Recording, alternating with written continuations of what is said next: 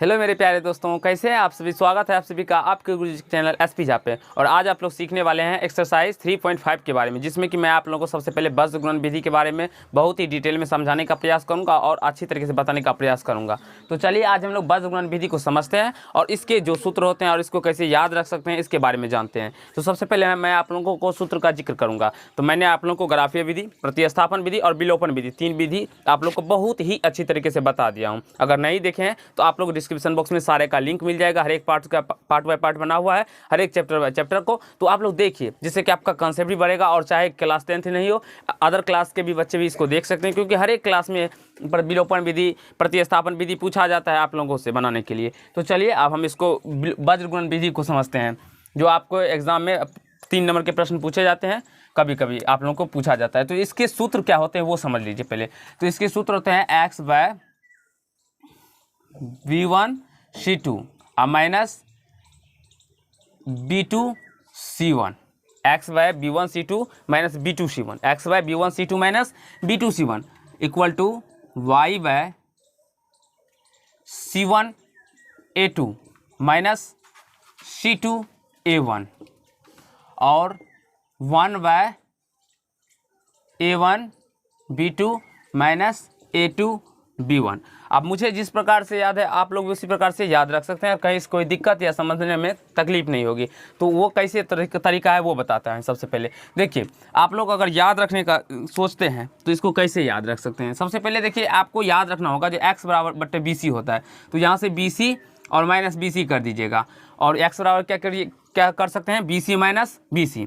अब यहाँ से देखिए 1 2 1 2 का एक अति होता है, यानी कि यहाँ पे 1 दीजिएगा, फिर यहाँ पे 2, फिर यहाँ पे 1, फिर यहाँ पे 2, यानी सॉरी यहाँ 2 1 करके दीजिएगा, 1 2 और 2 1 करके।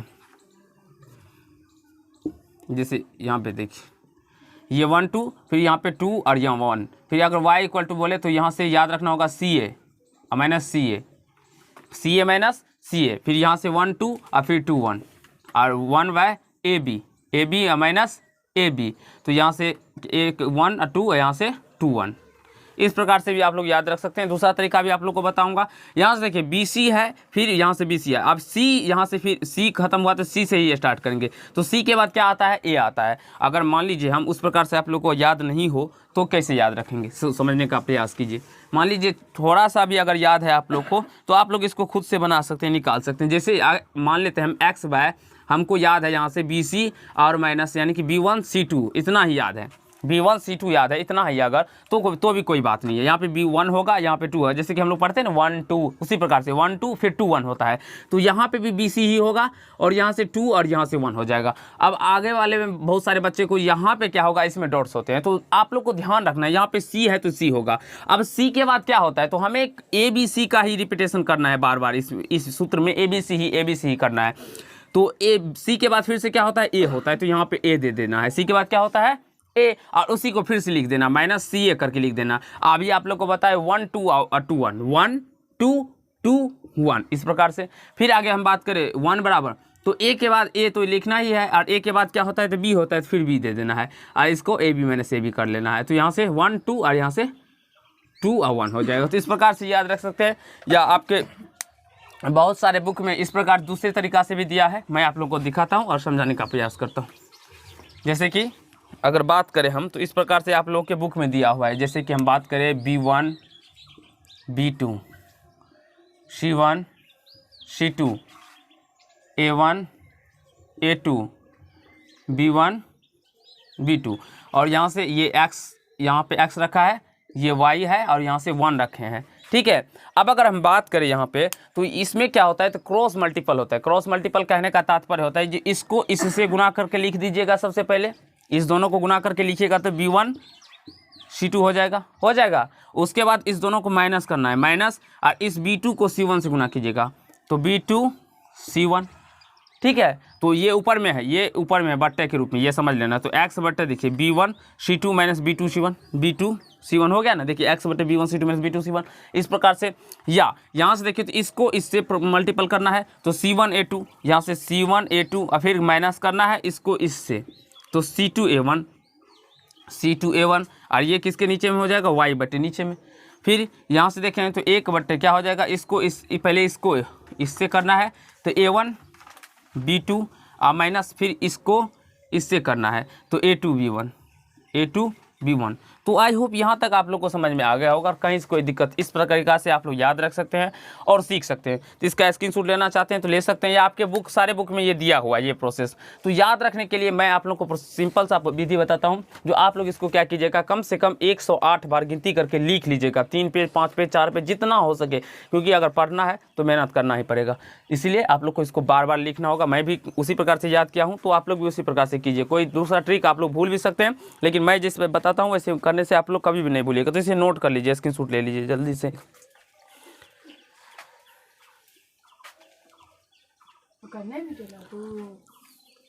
ऐसा है फ्रेंड, आप लोगों ने यहाँ से लिख लिए होंगे। अब यहाँ से मैं इसको मिटा देता हूँ।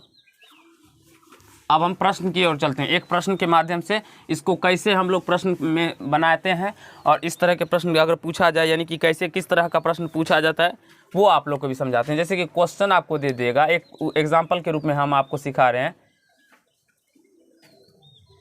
एग्जाम्पल के रूप में हम आपको सिखा रहे हैं, जैसे कि 2x + y = 5 दे दिया जाता है, और 3x + 2y = 8 रहता है। और इसको कहा जाएगा आप लोगों से वज्र गुणन विधि से सॉल्व करने के लिए। तो इसको आप लोग कैसे बनाइएगा, सबसे पहले आप लोग को क्या करना है, इसमें डरना नहीं है। सबसे पहले क्या करना है, डरना नहीं है। और आप लोग को यहाँ पे ध्यान रखना होगा, जो हम लोग जैसे कि प्रतिस्थापन या विलोपन या ग्राफीय विधि बनाते थे, तो हम लोग क्या करते थे, यानी कि LHS और RHS, यानी कि दायां पक्ष और बायां पक्ष में जो मान रहता, दायां पक्ष में जो मान रहता था, उसको हम लोग जैसे कि 5, 8 इसको कुछ ना कुछ रखने देते थे, और उसके बाद उसके फर्स्ट समीकरण मान लेते थे। लेकिन वज्र गुणन विधि में हम लोग क्या करेंगे, तो हम लोग दायां पक्ष जो होगा उसको यानी कि =0 कर लेना है। यहाँ पे 0 करने के लिए क्या करेंगे, हम लोग इसको 5 को इधर लेके आ जाएंगे, या एक कंडीशन और है, जो इस दोनों में हमें से हम 5 घटा लेंगे। इसमें भी इसे 5 घटा सकते हैं, और इसमें भी 5 घटाने पर यह 0 आ जाएगा। तो वैसे हम नहीं घटाएंगे, डायरेक्टली इसका हल कैसे करेंगे वो सिखाते हैं आप लोग को। जैसे 2x + y, इस 5 को हम इधर लेके आ जाएंगे तो -5 = 0 हो जाएगा, और इसको फर्स्ट समीकरण मान लेंगे। कहीं से कोई दिक्कत नहीं हुआ होगा आप लोग को। अब यहाँ से 3x + 2y, और ये प्लस में 8 इधर आएगा तो -8 = 0, इसको सेकेंड समीकरण मान लेंगे। कहीं से कोई दिक्कत बाबू नहीं। अब यहाँ से फर्स्ट समीकरण और सेकेंड समीकरण मैंने आप लोग को बहुत पहले पीछे के पार्ट्स में बताया था, जो यहाँ से A1 ज्ञात करने के लिए A1 कितना होता है, यहाँ से 2 होता है। अगर B1 का बात करें तो B1 जो y का गुणांक होता है वो B1 होता है, तो इसके में y 1 से गुना है तो B1, और C1 कितना हो जाएगा -5। अब यहाँ से देखिए, अगर आप लोग यहाँ से C1 का पता करते तो आपसे गलती हो जाता। क्यों? क्योंकि यहाँ पे +5 है, आप लोग C1 की = +5 लिख देते। इसीलिए मैंने आप लोग को इसको +5 को इधर लेके, यानी कि बराबर की साइड ले आने के लिए कहा गया। और आप लोग अब गलती नहीं करेंगे, क्योंकि यहाँ पे -5 है तो -5, +5 होता है तो +5 लिखते हैं, लेकिन प्लस का कहीं से कोई नहीं होता है बात, तो इसीलिए प्लस नहीं लिखते हैं। अब A2 = 3, B2 = 2, और C2 = -8 आ जाएगा।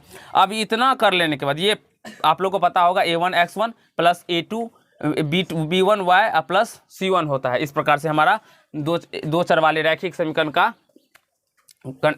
सामान्य रूप होता है।